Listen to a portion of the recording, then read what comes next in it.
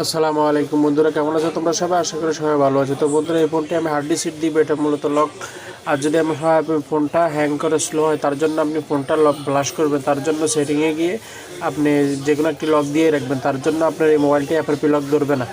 তো বিশেষ করে সেটটি পুরোপুরি অফ করে নেবেন। অফ করে আপনার ভলিউম প্লাস এবং পাওয়ার বাটন দুটোটাই চাপ দিয়ে ধরে রাখবেন। কিছুক্ষণ চাপ দিয়ে ধরে রাখার সাথে সাথে একটু পরে আপনি এই যে রিকভারি অপশনটা আসবে, এখানে রিকভারি অপশনটা কিন্তু লেখা চলে আসছে, দেখেন ওখানে মানে রিকভারি মোডে গিয়ে আমি দেখেছি পাওয়ার বাটন চাপ দিলাম, এসে হার্ড ডিস্ক অপশনটা চলে আসবে। এখানে মানে মোবাইলের লাইটিংটা একটু কম থাকার কারণে অসংখ্য দুঃখিত যে আপনার ক্লিয়ার দেখা যাচ্ছে না। তো আপনার ওয়েব ডাটা অ্যান্ড ফ্যাক্টরি রিসেটে যাবো। ফ্যাক্টরি রিসেটে যাওয়ার পরে ওখানে ওকে দিব। ওকে দিলে আপনার এটা অপশনটা আসবে, ডিলেট অল, ঠিক আছে।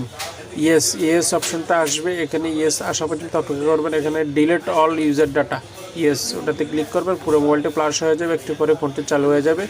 ভিডিওটি ভালো লাগলে ফলো দিয়ে রাখবেন এবং ইউটিউবে দেখে থাকলে সাবস্ক্রাইব করবেন এবং আমাদের আসসালামু আলাইকুম, ভালো থাকবেন।